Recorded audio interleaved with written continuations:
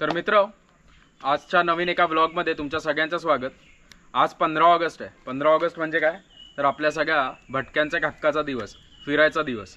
तर हा दिवस आपण घरात झोपून तर नक्कीच घालवणार नाही, म्हणून एक काल विचार केला की जवळच कुठला तरी एक किल्ला असेल जो आजपर्यंत अजून आपल्या चॅनलवरती आला नाही आहे आणि तो अतिशय असा युनिक आहे। तर म्हणून आज आपण लोणावळ्याच्या जवळ पवना डॅमच्या जवळ असलेला तुंग किल्ल्याची निवड केली।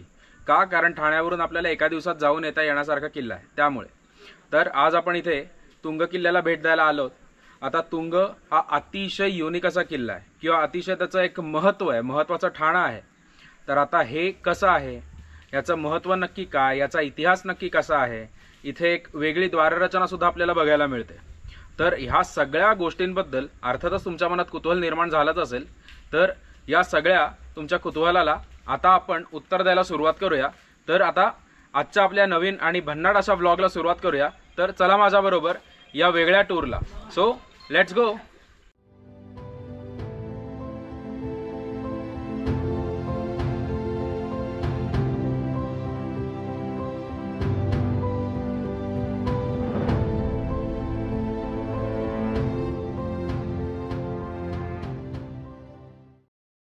तर मित्रांनो, ही इकडे आपल्याला विरगळी असलेले दिसतात। या 3 विरगळी आहेत आणि ही 1, 2 आणि हे 3 ही सतीची वृंदावन आहेत। आणि इथे विरगळ स्मारक दुर्गतुंग आणि सह्याद्री प्रतिष्ठानने इथे अतिशय सुंदर असा त्याच्या माहितीचा फलक लावलेला आहे।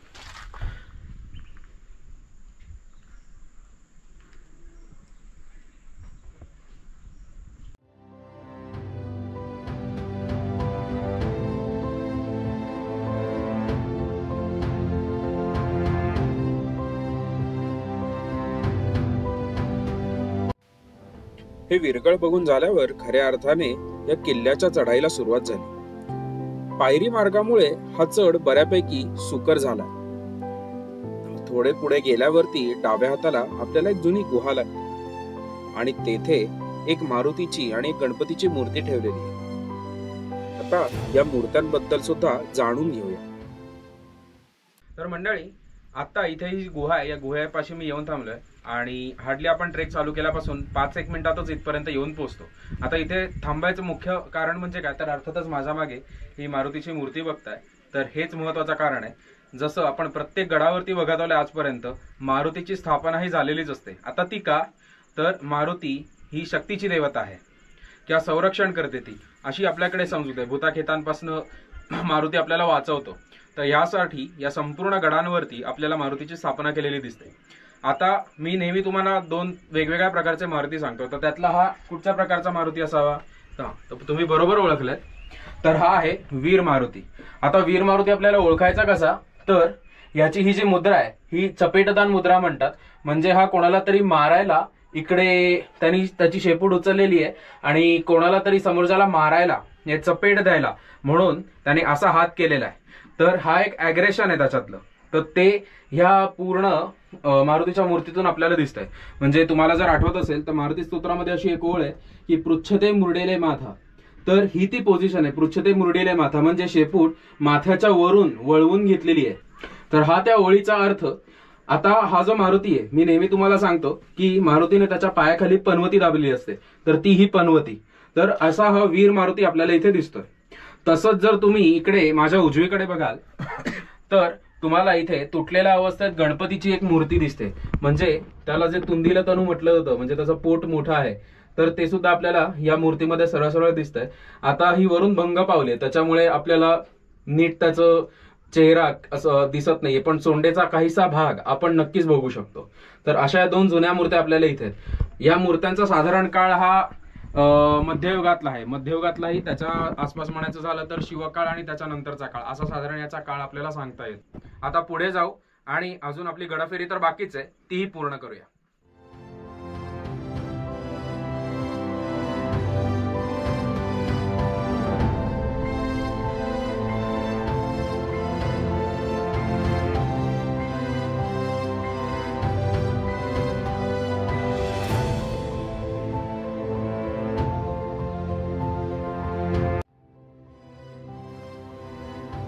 ब्रिटिश अधिकारी हेन्री पाटनर याने पुणे जिल्ह्यातील अनेक दुर्ग भग्न केले। त्याच्या हाताखाली कर्नल प्रॉथरने तुंग किल्ला काबीज करून त्याच्या पायऱ्या अगदी सुरुंग लावून फोडल्या. आता या प्रकारच्या गोष्टी त्यावेळेला अनेक दुर्गांवर झाल्या, म्हणजे अगदी पुणे जिल्ह्यातच नव्हे तर त्याच सोबतीने बाकीच्याही अनेक नाशिक सारख्या किंवा अनेकही जिल्ह्यांमध्ये झाल्या. आता ह्याच्या मागचा मूळ उद्देश काय, तर मराठ्यांचे जे स्ट्रॉंग होल्ड आहेत, जे दुर्ग आहेत, ते कायमस्वरूपी निरुपयोगी व्हावे, हा ब्रिटिशांचा या मागचा उद्देश होता. आणि तो उद्देश त्यांनी बऱ्याच अंशी सफल सुद्धा केला. त्यामुळे आज आपल्याला अनेक दुर्गांचे ज्या वाटा आहेत त्या वाटा भग्न झालेल्या अवस्थेत दिसतात.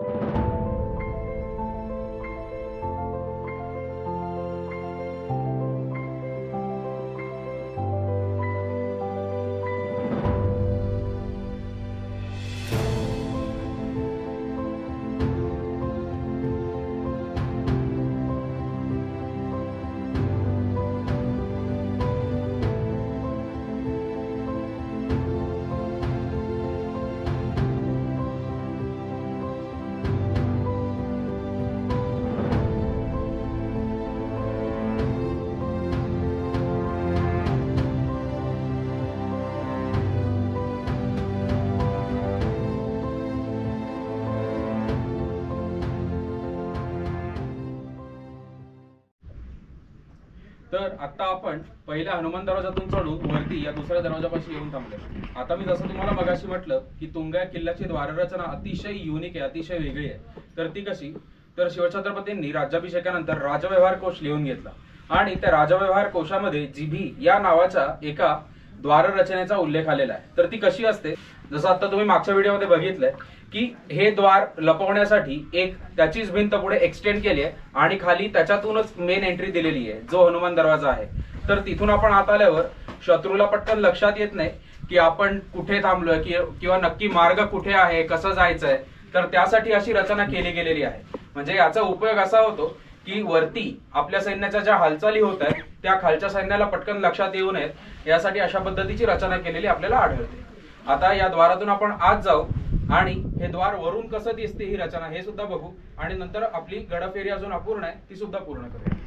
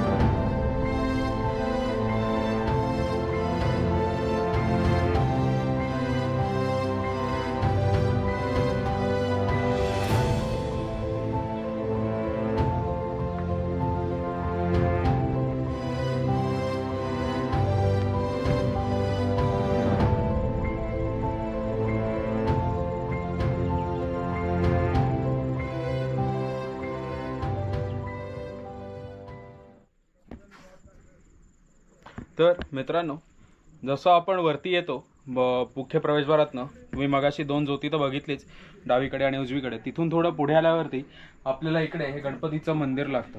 तर ही साधारण त्याच्या आयकॉनोग्राफीवरनं आणि या मूर्तीच्या पद्धतीवरनं साधारण मध्ययुगापर्यंत ही मूर्ती मागे जाऊ शकते. त्याचे डोळे फक्त आता वेगळे आपल्याला लावलेले दिसत आहेत. ही मूर्ती जी आहे ती उजव्या सोंडेच्या गणपतीची मूर्ती आहे. गडावर वेगवेगळ्या ठिकाणी अशा प्रकारे आपल्याला पाण्याच्या टाक्यांची व्यवस्था केलेली दिसते. यातून गडावरील पाण्याचं महत्त्व आपल्या ध्यानी येतं. मित्रांनो, या तुंग किल्ल्याच्या टॉपवरनं आपल्याला बरेच किल्ले दिसतात. हा जो समोर बघताय हा मोरगिरी नावाचा किल्ला आहे. तो चढायला अतिशय कठीण आहे. त्यानंतर जसं आपण पुढे येतो अजून उजवीकडे, तसं हा मध्ये पवना डॅम दिसतो. त्याबरोबर मागे इथे हा लोहगड आणि त्याच्या मागे विसापूर अशी ही दोन किल्ल्यांची जोडगोळी आपल्याला दिसते. त्याच्या मागे समोर जो डोंगर दिसतोय तो भातराशीचा डोंगर म्हटला जातो. त्याच्याच पोटामध्ये खाली आपल्या बेडशेच्या लेण्या आहेत. जसं आपण अजून थोडं उजवीकडे येत जातो तसं आपल्याला या इथे समोर तिकोना किल्ला दिसतो. तर तिकोना हा सुद्धा एक जुना किल्ला या भागातला. तर असे वेगवेगळे विविध किल्ले आपल्याला या तुंगाच्या टॉपवरून पाहायला मिळतात.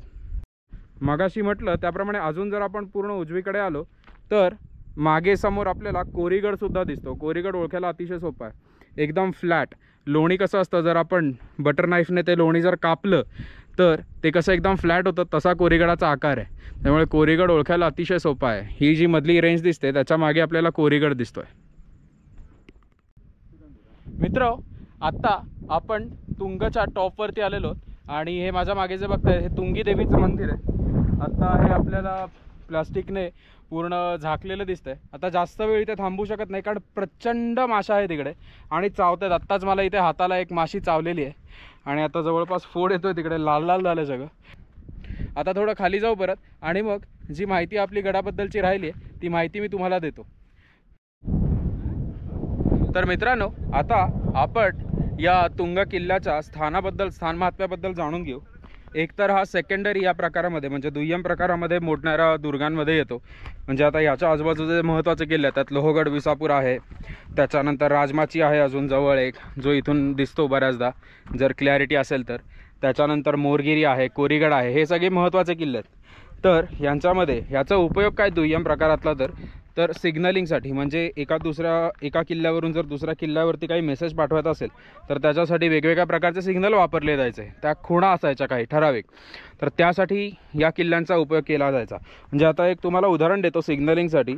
जेव्हा तानाजी मालुसरेंनी सिंहगड जिंकून घेतला त्यानंतर तिकडे गवत पेटवलं, जे गवताची पेंडी पेटवली आणि ती राजगडावर त्यांना दिसली आणि त्याच्यावरून हे त्यांची खूण होती ओळखायची. तर अशा वेगवेगळ्या खुणा त्या काळामध्ये केल्या जायच्या, ज्याला आपण सिग्नलिंग म्हणतो. तर अशासाठी या स्थानाचं महत्त्व होतं.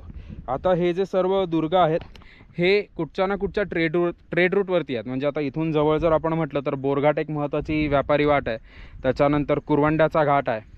तर ह्या दोन महत्त्वाचे व्यापारी मार्ग आहेत जे या परिसरातून जातात. हा किल्ला काही त्या व्यापारी मार्गांवरती म्हणजे बोरघाट असेल किंवा कुरवंड्याचा घाट असेल या घाटांवरती नजर ठेवणारा नाही, पण तिथून वरती जेव्हा आपण पठारी प्रदेशात येतो, पुणे जिल्ह्यात येतो, तर तिथून बाजाराकडे म्हणजे मेन पुणे आहे किंवा अजूनही कुठच्या भागात जाताना मधल्या वाटेत त्या रूटला सेफ करण्यासाठी या किल्ल्यांची निर्मिती केली गेली. म्हणजे हा या एका ट्रेड रूटवरती असणारा किल्ला आहे हे आपण ठामपणे म्हणू शकतो. तर असं या किल्ल्याचं महत्त्व आहे. आता किल्ल्याचा इतिहास आपल्याला जाणून घ्यायचा आहे, तो पण आपण जाणून घेऊया. तर मंडळी, आता या दुर्गाचा इतिहास आपण जाणून घेऊया. तर तो साधारण असा आहे. एक सगळ्यात महत्त्वाचं म्हणजे या किल्ल्याला काही फार मोठा असा काही फार इतिहास नाही आहे. आणि दुसरी गोष्ट, मी जसं तुम्हाला मगाशी म्हटलं की हा सेकंडरी प्रकारामध्ये मोडणारा दुर्ग आहे, त्यामुळे याचा इतिहास फारसा नाही. पण जो काही त्याचा थोडा तोडका मोडका जो इतिहास आहे तो साधारण असा की जेव्हा शिवछत्रपतींनी 1645 साली स्वराज्याची स्थापना केली आणि त्यानंतर 1657पर्यंत या भागामध्ये त्यांचं फारसं वर्चस्व नव्हतं. पण 1657ला हा पवन मावळ आणि आजूबाजूचा परिसर त्यांनी जिंकून घेतला. त्यामध्ये तुंग हा किल्ला त्यांच्याकडे गेला. त्यानंतरची एक महत्त्वाची नोंद अशी मिळते की 1660 साली या किल्ल्याच्या संरक्षणाची जबाबदारी नेतोजी पालकरांवर दिली गेली होती. तर मित्रांनो, या इतिहासाचा पुढचा टप्पा साधारण असा आहे की इसवी सन 1665मध्ये घडलेला हा प्रसंग आहे की जेव्हा सगळ्यात मोठं संकट आपल्या स्वराज्यावरती आलं होतं, ते म्हणजे जयसिंग आणि दिलेर खानाचं संकट. ज्या संकटातून वाचवून बाहेर पडायला शिवछत्रपतींना त्यांच्याशी तह करावा लागला होता. त्याच्या आधीचा एक महत्त्वाचा प्रसंग सांगतो. तर मे 1665 साली मुघलांनी या पवन मावळ परिसरामध्ये, तुंग आणि तिकोना या किल्ल्यांच्या परिसरामध्ये प्रचंड मोठं असं आक्रमण केलं. पण गावं वगैरे जाळली आजूबाजूची, पण किल्ले मात्र घेऊ शकले नाहीत. मराठ्यांनी जोरदार प्रतिकार केला. पण त्यानंतर लगेचच जून 1665चा एक प्रसंग असा आहे की जून 1665मध्ये तुंग हा किल्ला मराठ्यांच्या ताब्यातून गेला. म्हणजे त्याचं झालं असं की जो प्रसिद्ध पुरंदरचा तह आहे आणि त्या तहामध्ये महाराजांनी मुघलांना 23 किल्ले दिले.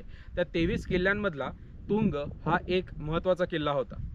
हे याच्याचबरोबर या परिसरातले राजमाची सारखा किल्ला आहे किंवा लोहगड सारखा किल्ला आहे असे किल्ले, त्याच्यानंतर कोंढाण्याचा किल्ला आहे, असे महत्त्वाचे किल्ले त्यांनी मुघलांकडे दिले होते. पण याच्यातही महाराजांची एक महत्त्वाची स्ट्रॅटेजी आपल्याला अशी दिसते की त्या काळात ते जेवढं स्वराज्य, जेवढा प्रदेश शिवछत्रपतींकडे होता त्यापैकी फक्त काही ठराविक 23 किल्लेच त्यांनी मुघलांना दिलेले आहेत. म्हणजे त्यात राजगडाचा समावेश नाही आहे, त्यात तोरण्याचा समावेश नाही किंवा त्याच्यामध्ये परत आपल्या रायगडाचा समावेश नाही असे अनेक महत्त्वाचे किल्ले शिवछत्रपतींनी त्यांच्याचकडे ठेवले, पण काही जे त्यापेक्षा कमी महत्त्वाचे होते असे किल्ले मात्र त्यांनी मुघलांना दिले. पण हे देत असताना त्यांचं प्लॅनिंग क्लिअर होतं की येत्या पुढच्या काही काळामध्ये हे किल्ले त्यांनी परत त्याच ताकदीनं त्यांच्याकडून जिंकून सुद्धा घेतले. याचं उत्तम उदाहरण म्हणजे आपल्याला सिंहगडाच्या बाबतीतलं देता येतं.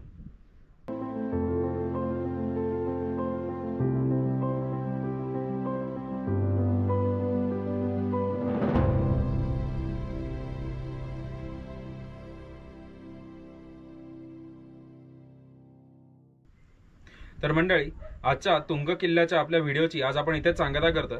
तर हा व्हिडिओ तुम्हाला कसा वाटला हे नक्की मला कमेंट सेक्शनमध्ये कमेंट करून सांगा. तसंच आपल्या दुर्गवाटा या चॅनलला जर तुम्ही सबस्क्राईब केलं नसेल तर लगेच सबस्क्राईब करा आणि त्या शेजारचं बेल आयकॉन सुद्धा दाबा. त्याद्वारे नवनवीन येणाऱ्या व्हिडिओचे नोटिफिकेशन तुम्हाला लगेच मिळत राहतील. आणि इथपर्यंत व्हिडिओ बघितलाच आहे तर पटकन एक लाईक पण देऊन टाका, म्हणजे आम्हाला सुद्धा पुढे नवीन नवीन काम करायला प्रोत्साहन येतं. तर भेटूया अशाच नवीन भन्नाट एका व्लॉगमध्ये. तिथपर्यंत आज तुमची रजा घेतो. बाय.